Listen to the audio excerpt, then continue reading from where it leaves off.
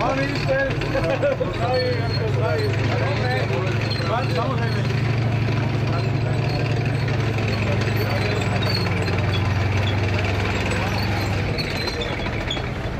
Daj mi prosím ťa.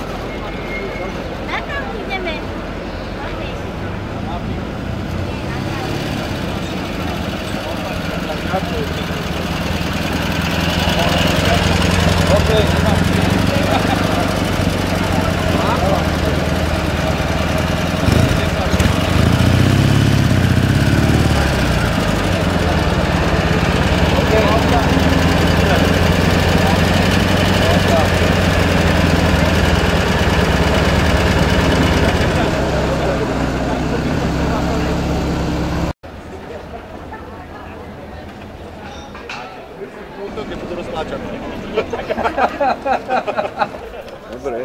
No poďte.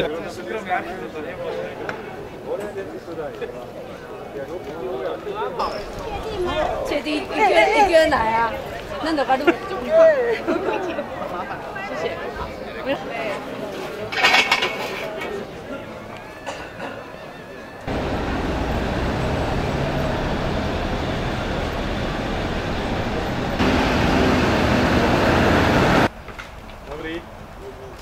Dobrý.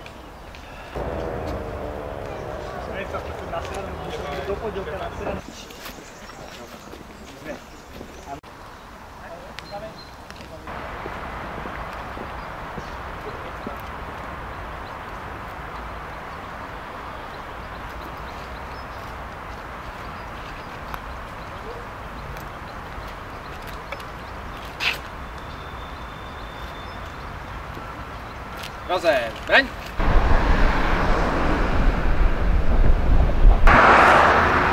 Teď jde!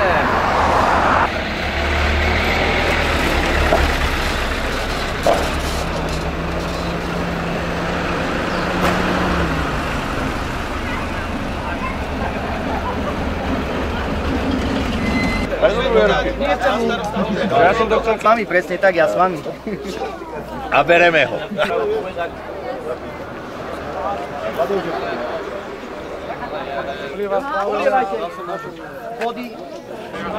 A to kde?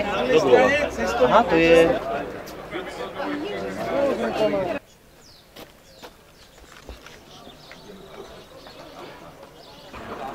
Poďte, braň!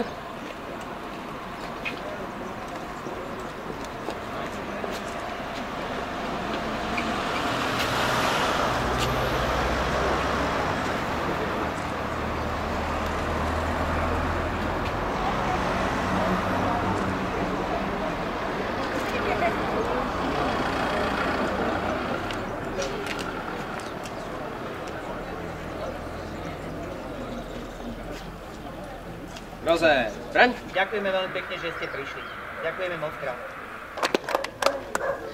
A uctili si pamiatku generála Štefánika v Trenčíne, pamiatku poručíka Adamovica v Bošáci, samozrejme aj pamiatku generála Jurecha. Symbolizujú duše tých, ktorí padli v podstate za našu slobodu, takže uctíme si to chvíľkou ticha.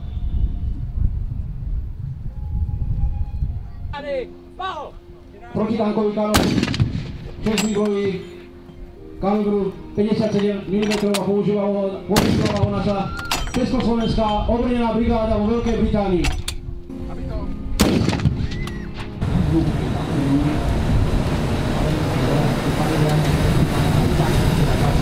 Nie je to náhodné, pretože ozaj na podľu nákladného výrobky, ktoré máme v originálnej podobe, výrobky 350 mg, to je výrobky.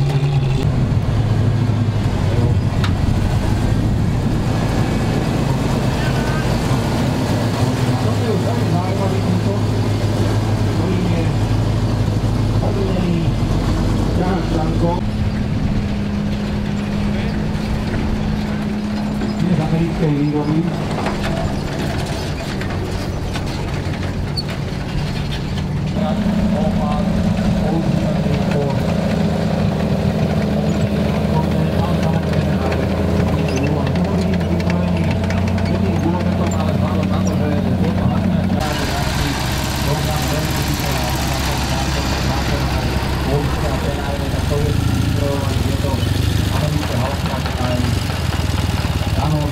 Za ním už vidíme mužstva alebo na ťahanie ktoré ľahších, ktoré nie ako boli menšie tankové kanóny a podobne.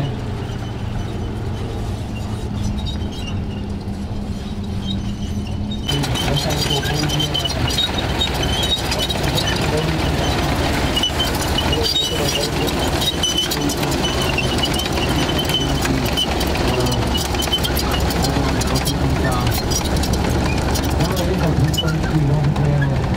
sú veľkú cisternu na zadnej časti, ktorá je prvopitovým generátorom.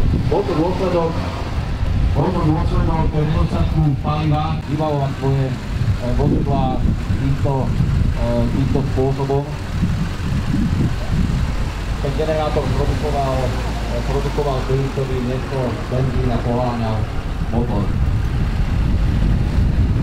To je vlastne auto. Takže ďalšie auto už asi poznáte, to prichádza, to Vili. V tomto prípade je to voľný Vili, ktorý bol hlavne používaný v Kórei.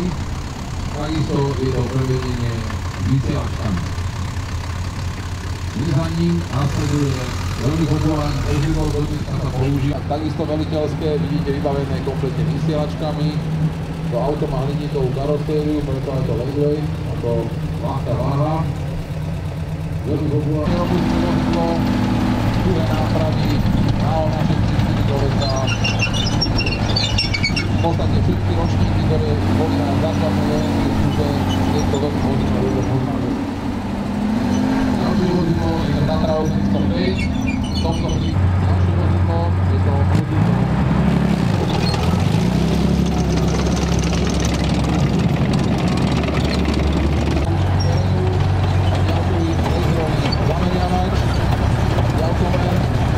v podstate jeho úlohou bolo poslať toto prízvedné vozidlo ďaleko pred vlastné jednotky, aby ukázal cestu pre postupujúce tankové skupiny. Ďalšie vozidlo je to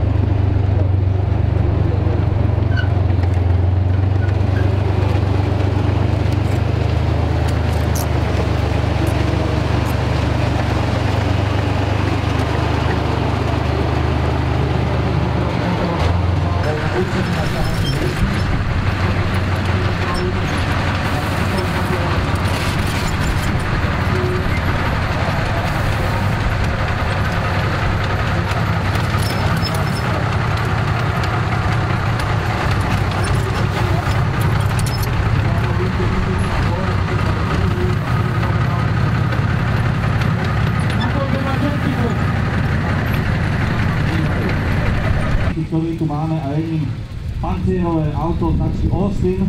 Dá sa povedať, že ide o predchodca všetkých modernejších obrnených bojových prostriedkov. Bolo používané už počas prvej svetovej vojny. Dokonca sa objavilo aj v Rusku počas toho, čo sme kedysi nazývali veľká oktobrová socialistická revolúcia. Pamätníci si určite pamätajú ďalší exemplár obrneného vozu Tatra OA30, pravidla skratka OA, znamená obrnený automobil. Používala ho Československá armáda v 30. rokoch do v roku 1934 vyzbrojení a potom samozrejme zjedila. A potom aj počas tzv. Malej vojny, to bol štvornový konflikt medzi Slovenskom a Maďarskom v 1939 na východnom Slovensku. Motocykle nám bojový prostriedok. Ďalší kus sovietskej bojovej techniky predstavuje ďalšie obrnené auto. A už nám prichádza ďalší reprezentant americkej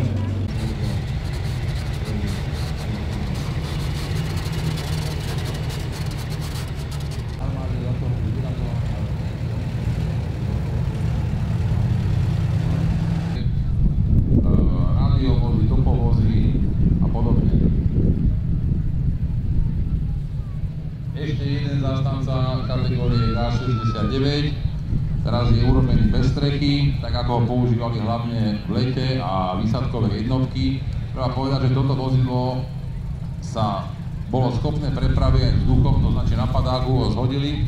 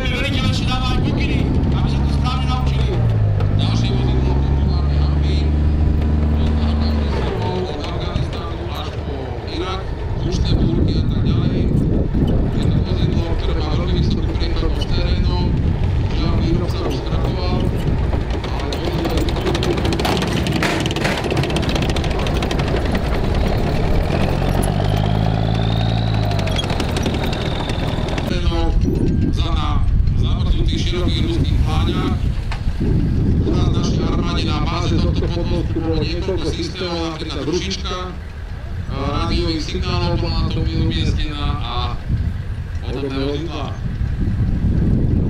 A dostávame sa opäť do obdobia druhej svetovej vojny. Veľmi zaujímavý kus nemeckej techniky sa nám pripravuje v hlave. A priateľe, iba na tankových neorganizáciou máte možnosť vidieť, ako sovietské revolúčníky dokážu ukočirovať aj kamarátov Nemcov.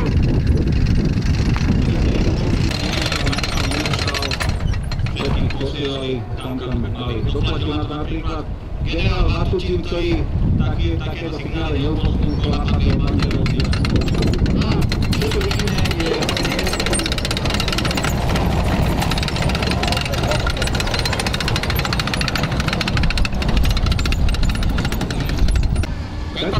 vedie ďalších zopár veľmi zaujímavých kúskov. Prvým je pancierový automobil SDKFZ 223, a skrátka SDKFZ znamená Sonderkraftfahrzeug, teda po nemeckým zvláštne vozidlo.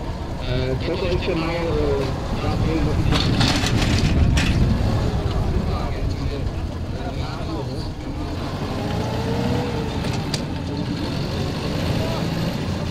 boli modifikované aj na podvozkoch ďalších pancierových vozov ako svoje veliteľské vozidlá. A ďalej tu už máme ďalší Kaťuši, ktorý mal rovnaký efekt ako sovietské Kaťuše, teda pomerne vysoký rozptyl, malú zmestnosť, ale zase ten psychologický účinok na tých, medzi ktorých to dopadlo, bol ozaj obrovský.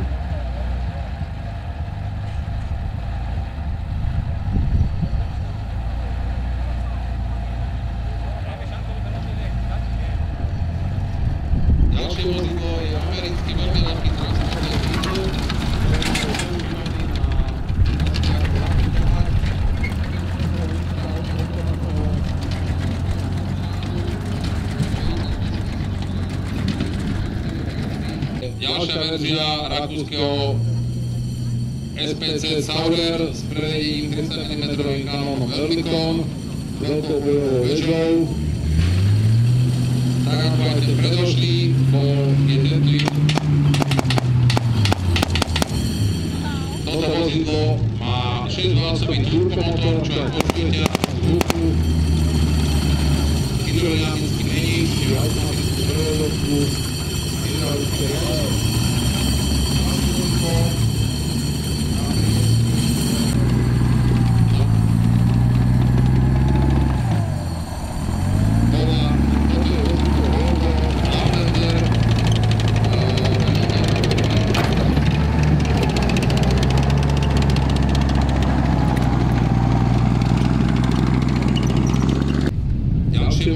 Ďalšie vozidlo, ktoré sa nám tu chystá, je verzia Gradu.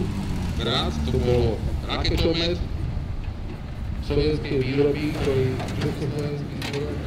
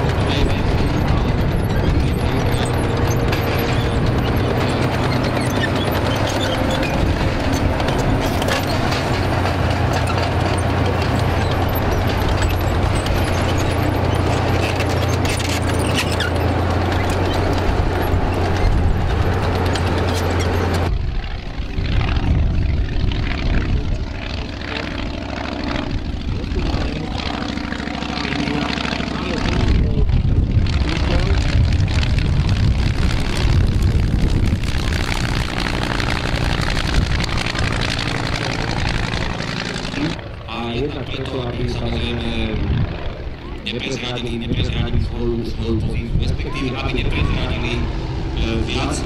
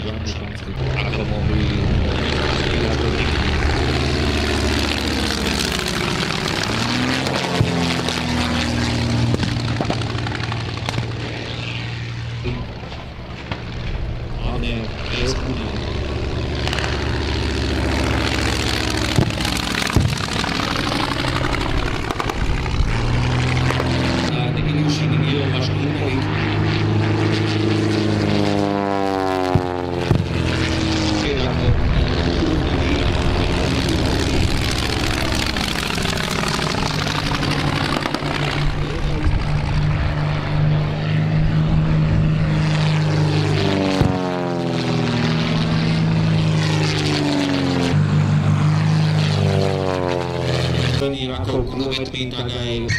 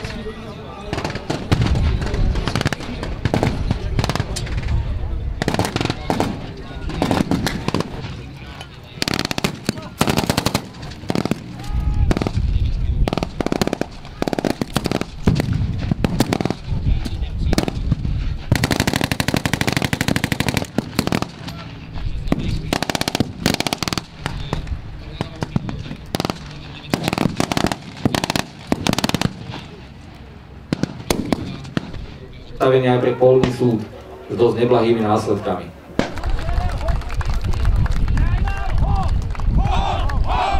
Bolo to výborné, bolo to skvelé, bolo to úžasné. Určite si nás teraz všímajú a sú nadšení, že je tu toľko nadšených divákov. Tisíce. Minimálne raz toľko ako pred rokom. Výsadkára.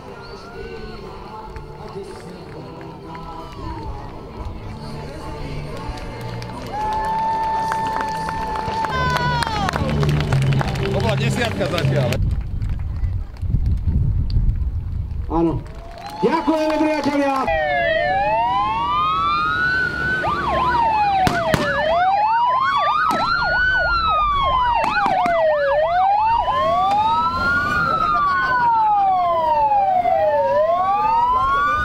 Takže sa predsa len podarilo zastaviť vozidlo.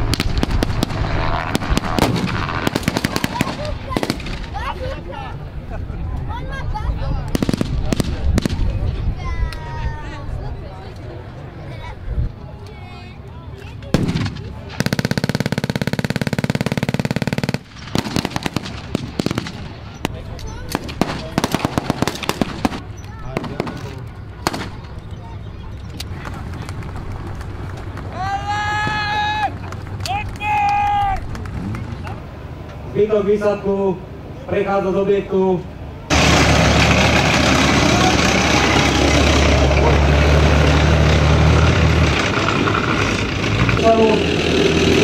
Vojaci, musí vlastať!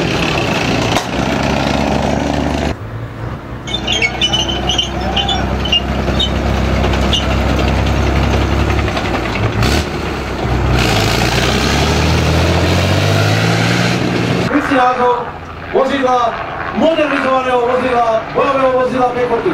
Vedenia palby na ktorúkoľvek stranu, bez toho, aby bolo treba s jednotkou nejak výrazne manévrovať. Opäť vozidlo zastane na úrovni dvoch príslušníkov, ktorí vyhnutou zbraňou signalizujú miesto nasadnutia.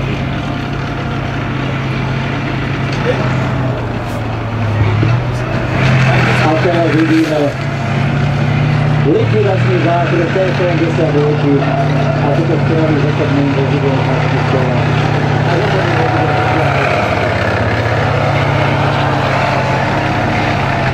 A predmilovníkov destrukcie si to zapakujeme ešte raz. Bolo to výborné, bolo to skvelé, bolo to úžasné.